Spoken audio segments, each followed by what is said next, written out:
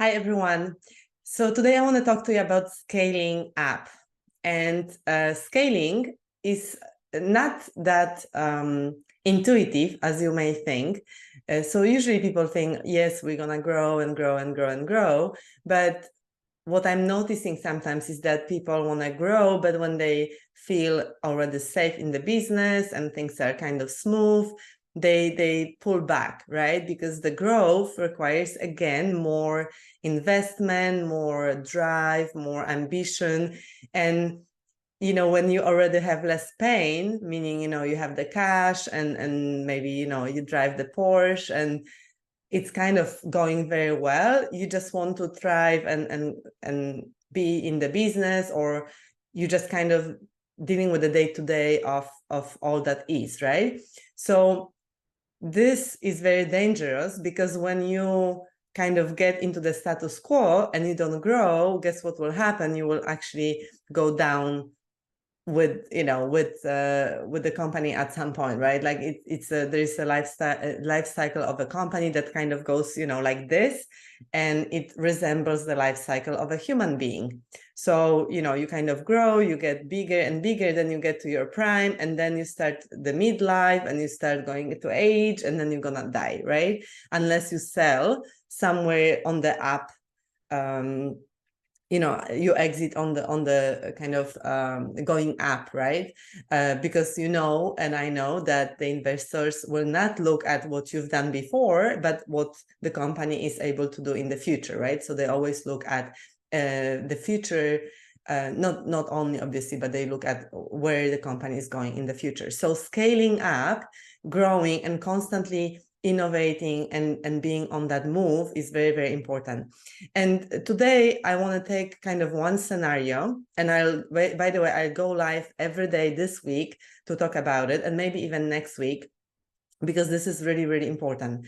So first, if you are an owner, a CEO of a business, or co-founder, co-partner, co-owner, where you've been through a few years of, the startup kind of journey, and you're now there. Let's say you've survived the wars, right? You've got the product to the market, or the service, right? You're having the clients. Now you're sustaining yourself through the work. Now you need to be scaling up, right? And the scaling up is not just getting more clients and more business anymore, because now you need to take care of the delivery. And the delivery to the clients of the same quality requires people. And it requires the greatest people, right? That you want to have. So what happens often is that when you have this, let's say, founder, co-founder structure, and you started to hire the employees who will support you on that growth, up to sort of 50 people, or maybe even 100, you kind of can manage it with few other people as leaders, and then the employees, right? But what happens later is that you start feeling a lot of pressure, because everything piles on your shoulders, right? Like many of my clients came to me with this problem, that every problem gets kind of piled on their back, and they feel more and more pressure, because there are more and more problems, because the business is growing, and they don't feel like they're being supported by the leaders around them. Maybe in the few people around them, like the executive team, but not below. So usually what I've noticed happens is that they miss leadership layer.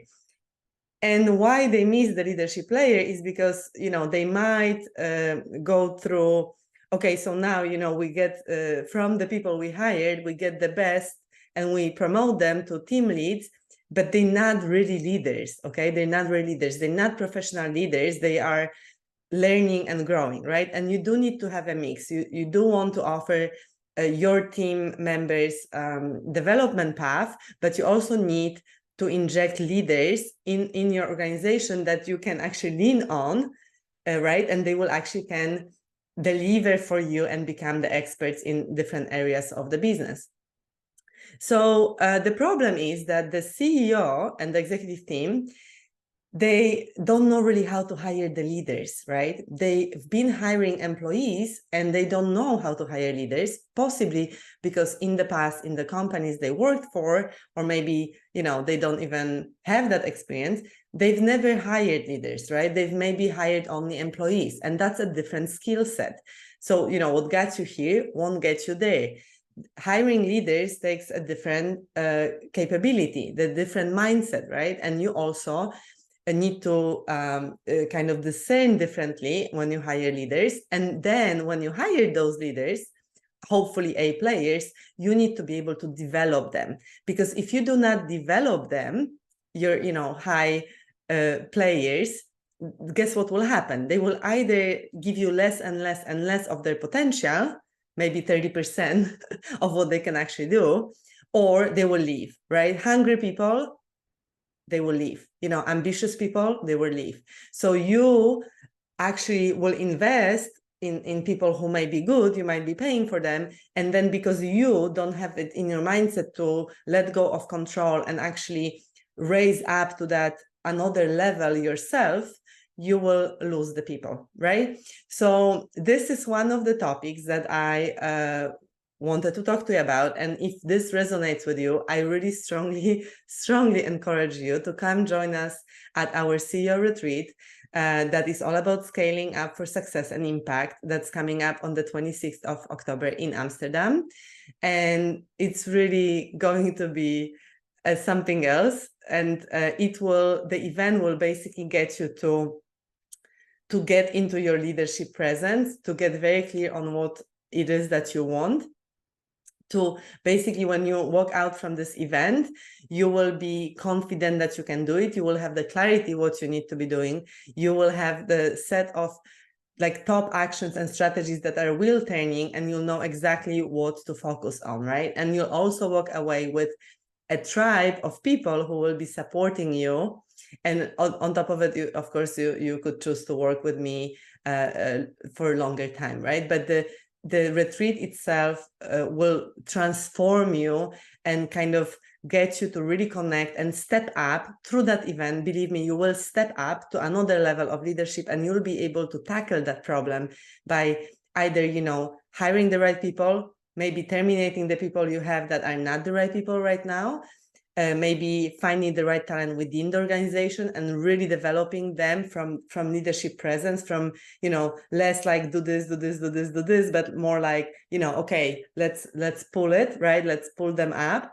Let's you know, get the best out of them and empower these people, you know, to do the best, give the best, and you'll be able to really be confident in that you know, that you can trust and you can let go of the control, because that's really what the problem really is usually, right? So you'll be able to let go of control, step up yourself into the leadership, and have them step into those positions, right? Unless they're not the right people, then you'll know and you'll be able to terminate them or move them around, depending, you know, if they fit in the culture or not, you know, like really depending, right? Depending on that, because right now, of course, we're dealing with a lot of quiet quitting and also even loud quitting. So if you have some quiet quitters or loud quitters, you need to take responsibility for that you created such culture, but you also will need to take action when you want to change and actually, you know, work on that and have difficult conversations. So stay tuned. You know, I'll talk this week you know, more around all the issues that you may be facing when you're scaling up. And please check out our retreat. There are only 22 people in total that can get there, and we already have spots that are filled, and they're filling up fast, especially this week. This will be probably gone. They will gone in a few minutes. So please, if this interests you and you really want to get this kind of boost of the right energy and step into your power, this is the right event for you. And I'm looking forward to talking to you if this is the case. And please book the call with me or direct message me if this interests you. Okay, thanks so much and have a lovely, lovely day.